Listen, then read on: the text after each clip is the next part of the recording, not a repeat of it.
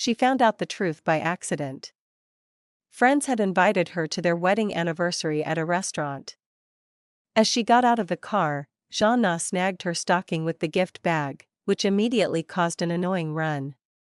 Luckily, she always carried a spare pair of stockings for such an occasion. The restroom was occupied, so Jeanna decided to quickly change her stocking in a niche hidden by a heavy curtain. "I don't know when we'll see each other again, kitten." Suddenly, she heard a familiar voice. "I think about you all the time too." "My love," whispered her husband, Maxim.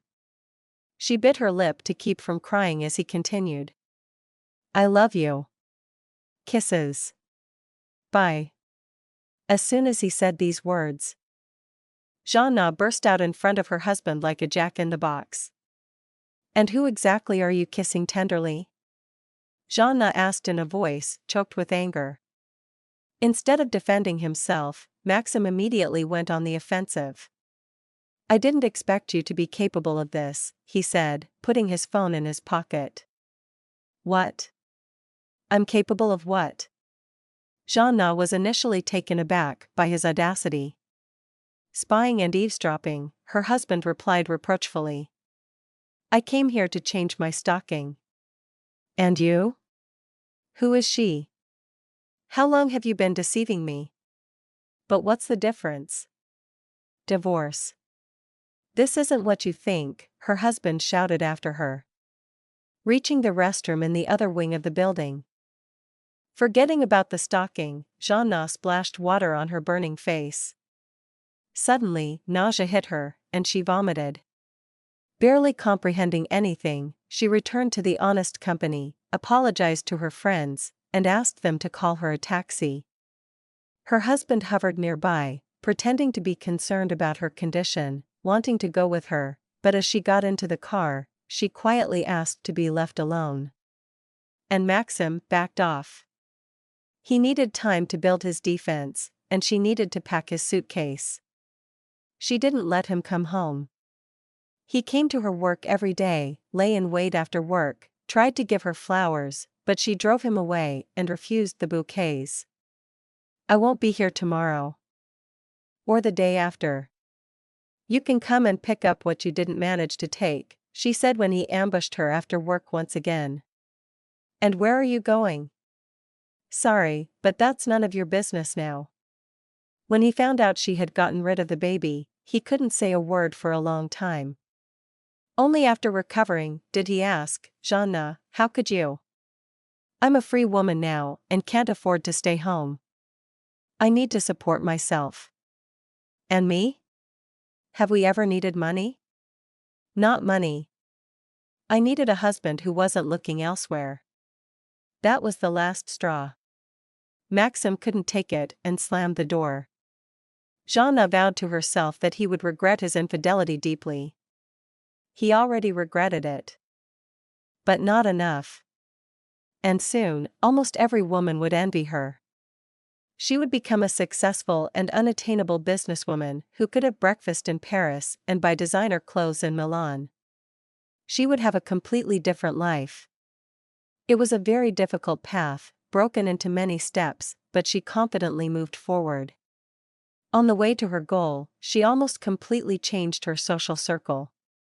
It now consisted only of business partners and people who somehow served her: tutors, numerous coaches, a yoga instructor, a masseur, and a cosmetologist.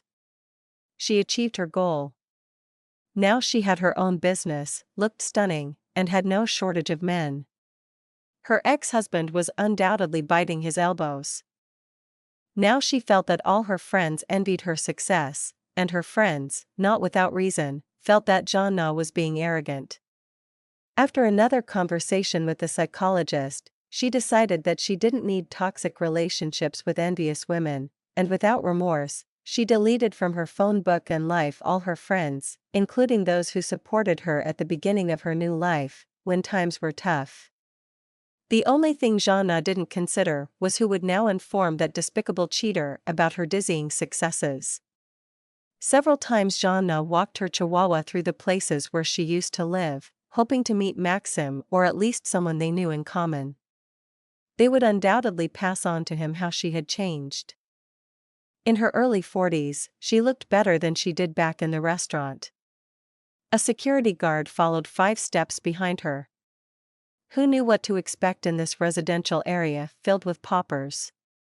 But none of her acquaintances crossed her path. After one of these outings, she returned home, opened a bottle, and started drinking alone. When the bottle was nearly empty, Jeanne began calling Maxim's home. She had heard he was married for the 2nd time and seemed to have children. But what did that matter? It was around midnight, and no one answered the phone for a long time. Finally, a sleepy female voice said, "Hello, may I speak to Mr. Maxim?" "It's urgent," Jeanne said with a steely voice, winking at her reflection in the mirror and sticking out her tongue. The line went quiet, followed by a deep sigh. Finally, the woman said, "Mr. Maxim passed away." The crystal goblet shattered on the Italian tile. The glossy decorations she had meticulously arranged over the past 10 years slid down, exposing the shabby, empty space. Silently, she placed the receiver on the hook and collapsed to the floor, forgetting it was littered with shards. The Chihuahua, cowering in fear under the chair, saw its owner in such a state for the first time and whimpered. What was all this for, Jeanne? She asked herself, staring into space. She opened her eyes and saw herself in a hospital room. Maxim is dead, and I'm alive, the thought slipped through. Squinting, she noticed a woman on the adjacent bed with a hot water bottle placed on her lower abdomen. Her eyes were half closed, and she moaned. "I'm an orphan, an orphan. I won't fit through the gate." Drinking, a plump, red-headed girl entered the room with a bucket and mop. "Excuse me, please." Jeanne addressed her. "Why am I here?" "Hello." The maid replied familiarly, with exaggerated diligence scrubbing the floor. "They walk, and then why?" "So, breakfast said not to feed, soon we'll go for surgery. 2 more before you. Here's Sherbakova, she's already everything." She adjusted the slipped ice pack for the woman lying on the adjacent bed. Sherbakova turned her tear-streaked face toward the wall. Jeanne jumped as if struck by lightning. "Where's my clothes?" "Calm down, please, you'll get everything back. You'll go home by evening if there are no complications," the maid smirked. "I want to go home now," Jeanne insisted. She left the hospital and took a deep breath. Life was bustling around her, it was a sunny, pleasant day. Suddenly, she felt so good and warm inside, as if an angel had visited. Or maybe one did.